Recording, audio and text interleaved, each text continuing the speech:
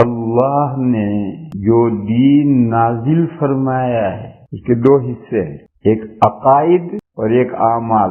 عام طور پر عقائد کو دین کہتے اور اعمال کو شریعت کہتے۔ ان دو چیزوں میں بہت بڑا بنیادی فرق ہے۔ وہ بنیادی فرق یہ ہے کہ عقائد، دین بمعنی عقائد، آدم علیہ السلام سے لے کر خاتم النبیین صلی اللہ علیہ وسلم تک ایک رہا، بس ایک رہا ہے، تو آپ کے بعد قیامت تک دین ایک رہنا چاہیے۔ اور گزشتہ نبیوں کے زمانے میں لوگوں نے دین میں اختلاف کیا، اور اختلاف کرتے کرتے انبیاء جو دین لائے تھے اس دین سے کمپلیٹلی ہٹ گئے۔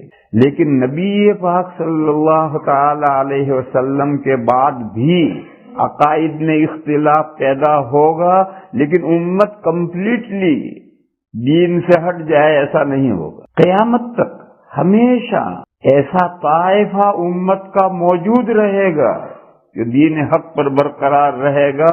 ان کی مخالفت کرنے والے خواہ کتنی بھی مخالفت کریں ان کو کوئی ضرر نہیں پہنچا سکتے۔ یہ مضمون حدیث میں آیا ہے، لا تزال طائفۃ من امتی ظاہرین علی الحق لا یضرهم من خذلهم۔ اس حدیث میں یہ مضمون ہے جو میں نے بیان کیا۔ پچھلی امتوں میں اور اس امت میں یہ فرق ہے کہ پچھلی امتیں بھی انبیاء جو دین لے کر آئے تھے، جو عقائد لے کر آئے تھے، ان عقائد سے امتیں ہٹی اور کمپلیٹلی ہٹ گئی۔ کوئی ایک گروہ بھی صحیح عقائد پر باقی نہیں رہا، تو پھر اللہ تعالیٰ دوسرا نبی مبعوث فرماتے۔ لیکن چونکہ نبی پاک صلی اللہ تعالی علیہ وسلم خاتم النبیین ہیں، آخری نبی ہیں، اب اگر تمام امت، تمام انسان عقائد حقہ سے، دین حق سے ہٹ جائے تو دنیا میں اندھیرا چھا جائے گا، پھر روشنی دکھانے کے لیے کوئی نبی تو آنے والا نہیں۔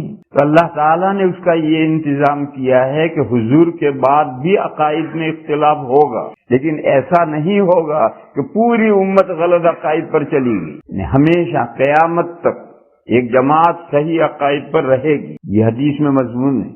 اور شریعتوں کا حال مختلف ہے۔ آدم علیہ السلام سے لے کر حضور تک نبیوں کی شریعتیں مختلف آئی ہیں۔ شریعت نام اعمال کا ہے، اعمال میں اختلاف رہا ہے۔ ایک نبی کی شریعت ہے، اس میں کچھ احکام تھے، دوسرے نبی کی شریعت نے وہ احکام منسوخ کیے، کچھ اور احکام آ گئے۔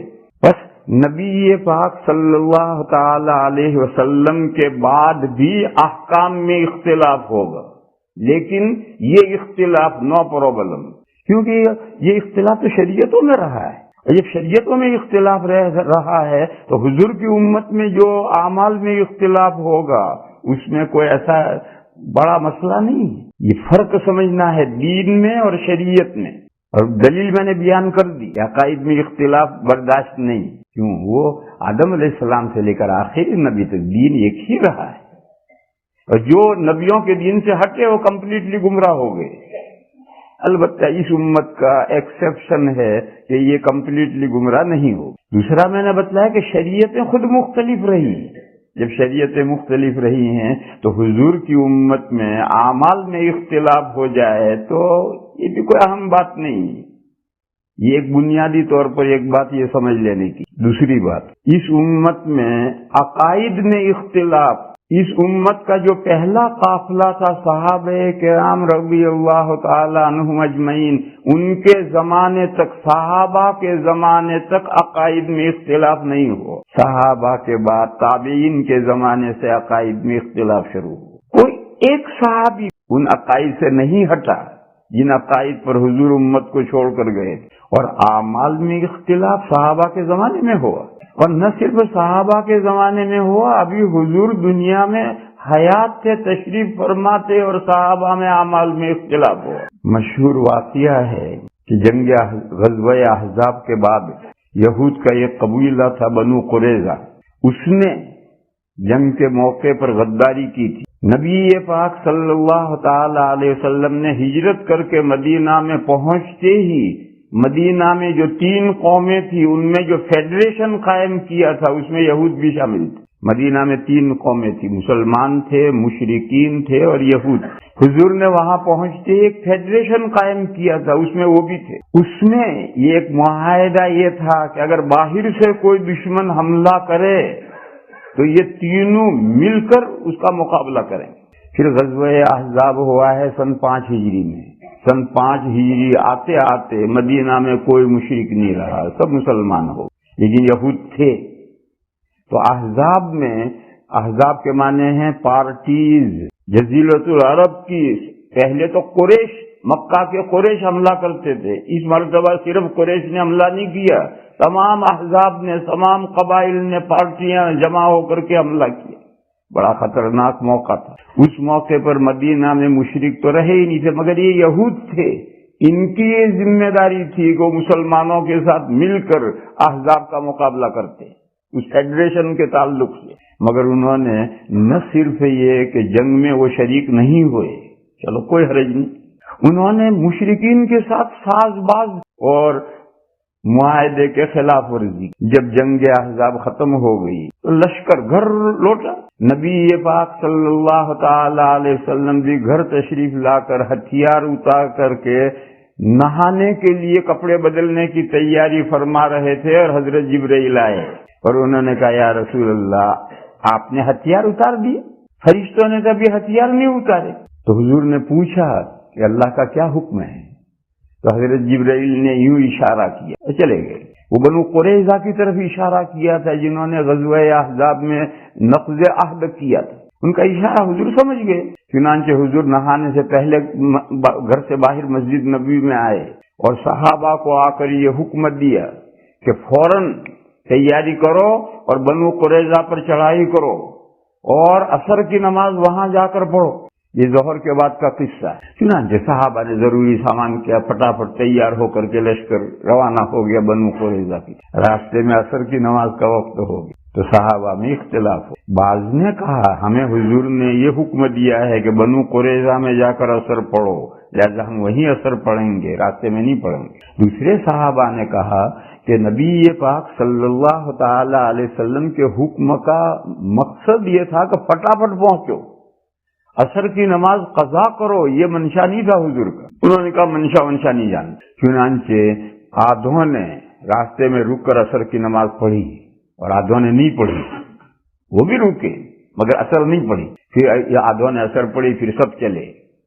آگے مغرب کا وقت ہو گیا تو سب نے مغرب پڑھی، کیونکہ مغرب کے بارے میں حضور نے کچھ نہیں فرمایا تھا۔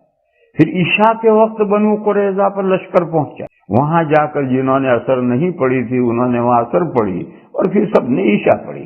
نبی پاک صلی اللہ تعالی علیہ وسلم آج تشریف نہیں لائے۔ دوسرے دن صبح میں حضور اپنے لشکر کے ساتھ تشریف لائے تو جب یہاں پہنچے تو حضور سے یہ واقعہ ذکر کیا گیا کہ یا رسول اللہ کل جو آپ نے فرمایا تھا ایک اختلاف ہو گیا، کچھ لوگوں نے عصر راستے میں پڑھی، کچھ لوگوں نے نہیں پڑھی، یہاں آ کر پڑھی۔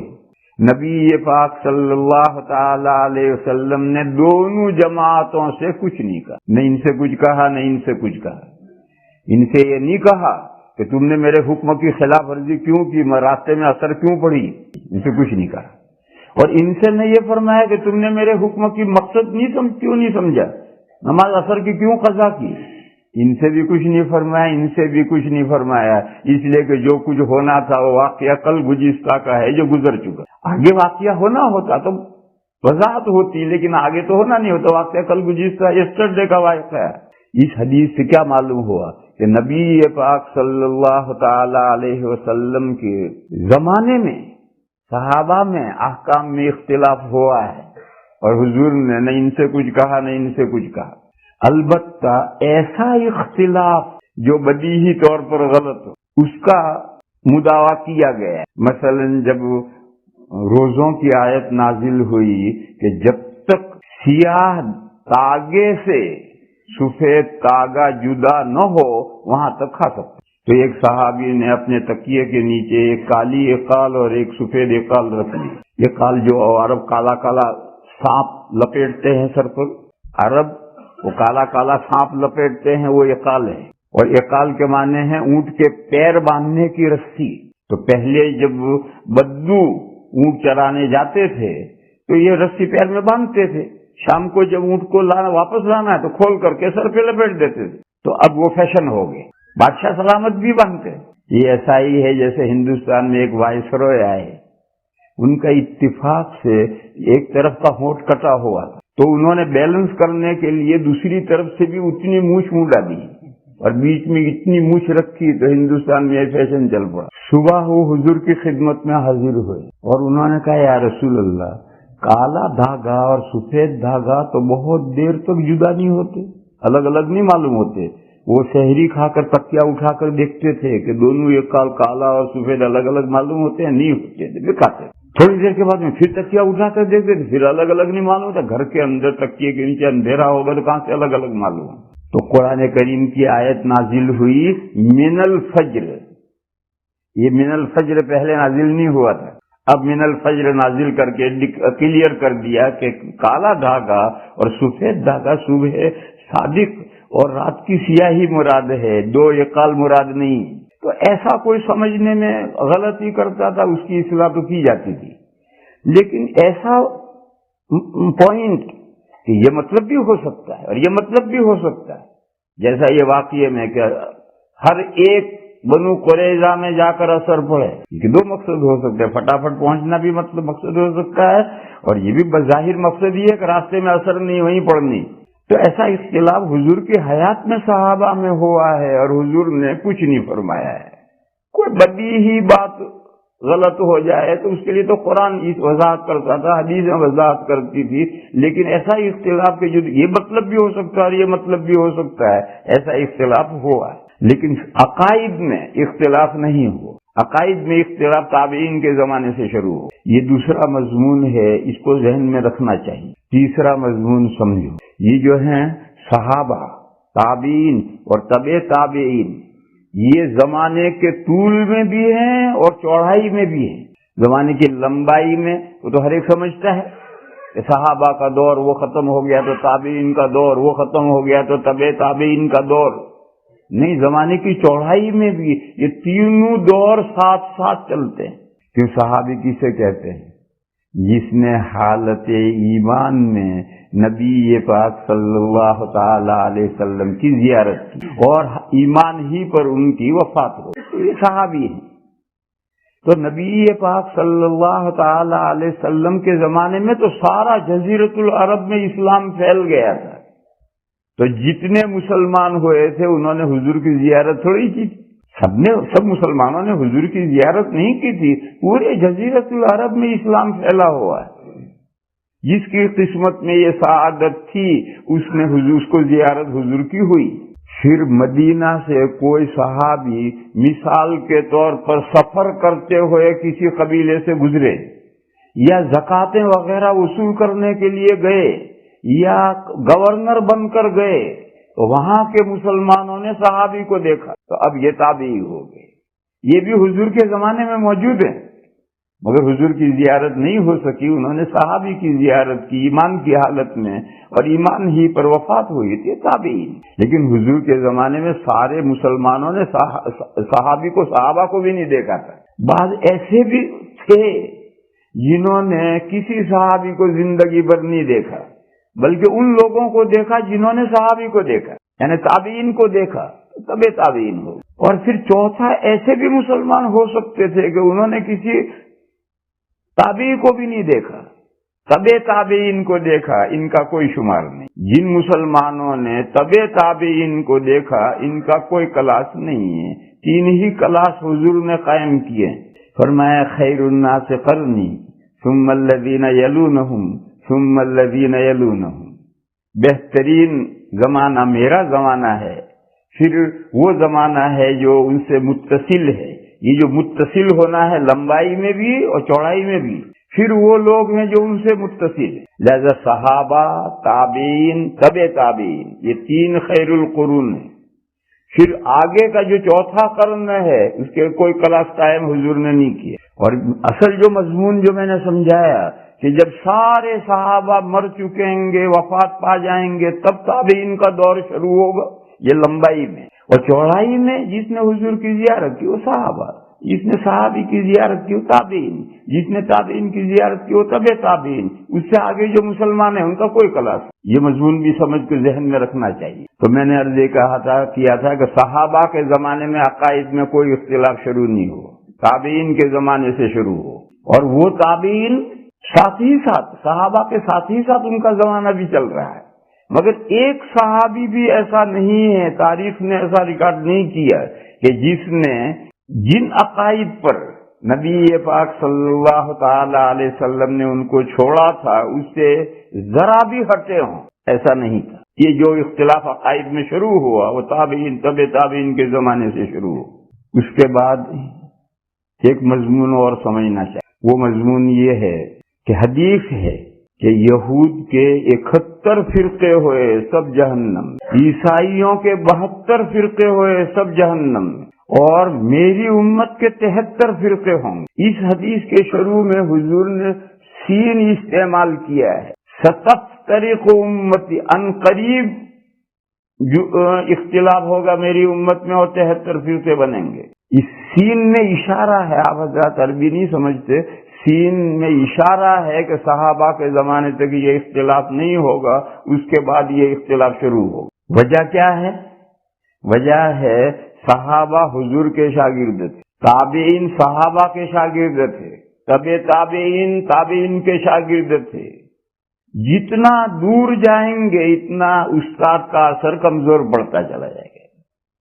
موٹی سی بات ہے، آپ وہاں سورج نکلتا ہے، پارکنگ میں آپ کھڑے ہیں، وہاں جو دھوپ پڑ رہی ہے، اور وہاں آئینہ لے کر آپ کھڑے ہوں اور مسجد کے اندر فوق سے ڈالیں اور یہاں دھوپ آئے، اس دھوپ میں اس دھوپ میں فرق ہو، کیوں؟ وہاں سورج کی دھوپ ڈائریکٹ آ رہی ہے، اور وہاں سے جو آئینہ آپ دکھا کر فوق سے یہاں ڈال رہے ہیں یہ بالواسطہ آئینے کے واسطے سے آ رہی ہے، دونوں میں کمزوری ہوگی۔ دوسری مثال لو، ایک سورج نکلتا ہے تو وہ اپنی روشنی زمین پر ڈائریکٹ ڈالتا ہے، دوسری صورت یہ ہے کہ سورج چاند پر روشنی ڈالتا ہے، پھر چاند زمین پر روشنی ڈالتی ہے۔ دیکھو یہ کمزور ہو جائے گی، جو چاند پر روشنی سورج نے ڈالی، پھر رات میں چاند نے زمین پر روشنی ڈالی، اور دن میں سورج نے ڈائریکٹ روشنی ڈالی، دونوں میں بہت بڑا فرق ہے۔ اسی طریقے سے میرے بھائیوں سمجھنا چاہیے کہ صحابہ کی یہ خصوصیت کیوں ہے، ان کے معلم حضور تھے، اور پھر آگے کمزوری کیوں آ گئی؟ پہلے استاد سے دوری ہو گئی، اور پہلے استاد سے جتنی دوری ہوتی چلی جائے گی اتنے ہی فتنے شروع ہوتے چلے جائیں گے۔ آپ کو یاد ہے کہ حدیثوں میں قیامت کے قریب میں فتنوں کی بڑی خبریں دی گئی ہیں، وہ کیوں؟ وہ معلم اول، اس سے زمانہ جتنا دور ہوتا چلا جائے گا اتنے دل سخت ہوتے چلے جائیں گے، اور پہلے معلم کے اثرات کمزور پڑتے چلے جائیں گے۔ سمجھنے کی بات یہ ہے کہ یہ جو حدیث ہے کہ میری امت کے 73 فرقے ہوں گے، ان میں سے 72 جہنم میں جائیں گے، ایک فرقہ جنت میں جائے گا، یہ حدیث مسائل میں جو اختلافات ہوئے ہیں اور فرقے ہوئے ہیں اس سے اس حدیث کا تعلق نہیں، کیونکہ مسائل میں اختلاف تو صحابہ کے زمانے سے شروع ہو گئے۔ اس حدیث شریف کا تعلق عقائد میں جو اختلافات ہوئے اور فرقے بنے اس سے اس کا تعلق۔ ایک فرقہ یہ جنت میں جائے گا، صحابہ نے پوچھا وہ کون ہے؟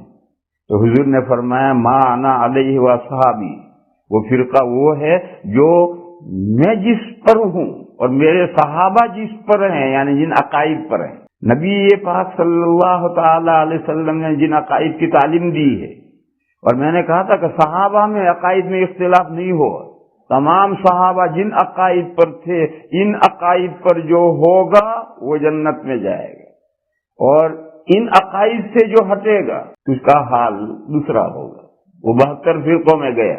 یہ مضمون بھی ذہن میں ایک طرف کر ڈالو۔ اس کے بعد اب پھر سمجھو، امت میں صحابہ کے زمانے سے مسائل میں اختلاف چلا آ رہا ہے۔ سب سے پہلا جو امت میں ڈیوائیڈیشن ہوا، امت 2 حصوں میں بٹی، ایک حجازی مکتب فکر اسکول آف تھاٹ، اور ایک عراقی مکتب فکر اسکول آف تھاٹ عراق کا۔ سب سے پہلے امت میں یہ اختلاف ہو، کیوں؟ حضور کے بعد جو 4 خلفاء آئے ان میں سے 3 خلفاء مدینہ میں رہے، تو علماء سب یہاں اکٹھا تھے، پھر حضرت علی جب خلیفہ بنے تو خلافت لے کر کوفے میں چلے گئے، عراق میں چلے گئے، اور وہاں اس سے پہلے حضرت ابن مسعود کو حضرت عمر بھیج چکے تھے، تو وہاں ان کے شاگرد جب خلیفہ وہاں چلا گیا تو علماء سب ادھر چلے گئے، تو اب قدرتی طور پر دو مکتب فکر بن گئے، ایک حجازی مکتب فکر جو 3 خلفاء اور اس زمانے کے جو علماء تھے ان، اور ایک عراقی مکتب فکر، وہاں جو حضرت ابن مسعود اور حضرت علی اور ان کے شاگرد، وہاں سے ایک مکتب فکر چلا، ایک مکتب فکر یہاں سے چلا۔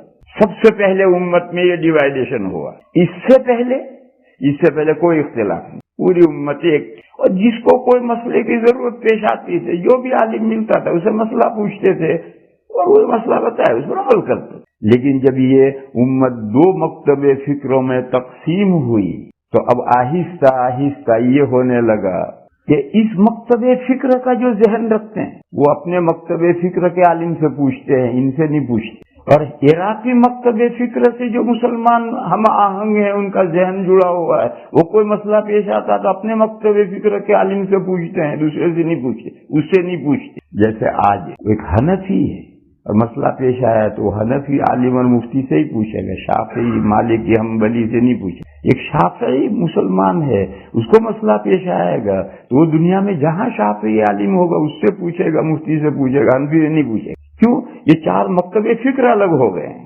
اور 4 مکتب فکر الگ ہو گئے، ایک قدرتی بات ہے کہ آدمی اپنے مکتب فکر کے علماء سے ہی پوچھتا ہے۔ یہ جو مکتب فکر پیدا ہوئے یہ تابعین کے زمانے سے شروع ہوئے، اور اس کی وجہ خلافت کا 2 حصوں میں تقسیم ہو جانا، 3 خلفاء تک تمام علماء اور صحابہ کا یہاں رہنا، پھر تمام علماء صحابہ کا وہاں چلے جانا، تھوڑا تھوڑا اختلاف ہوا، بعض مسائل میں اختلاف ہوا، پھر یہ اختلاف جب آگے بڑھا تو پھر 2 باقاعدہ مکتب فکر ہو گئے، یہ عراقی اور یہ حجازی۔ یہ جو حجازی مکتب فکر تھا ان کا اصل کام حدیث روایت کرنا تھا، اور حدیث روایت کرنے کے بعد میں وہ مسائل جو حدیث میں نہیں ہیں طالب علم پوچھتے تھے تو ان کے بھی جواب دیتے۔ آج اس دور کی کتاب موطا مالک ہے، موطا مالک میں 1/4 حدیثیں ہیں، اور 3/3 امام مالک سے پوچھا تو انہوں نے یہ جواب دیا، امام مالک سے پوچھا تو یہ جواب دیا، سب مسائل ہی مسائل، مگر اصل کام ان کا حدیث روایت کرنا تھا۔ لہذا یہ ہو گئے محدثین فقہ، یعنی اصل محدثین ہیں مگر مجتہدین ہیں، جو مسائل قرآن و حدیث میں صراحتاً نہیں ہیں وہ مسائل ان سے پوچھے جاتے تھے وہ جواب دیتے۔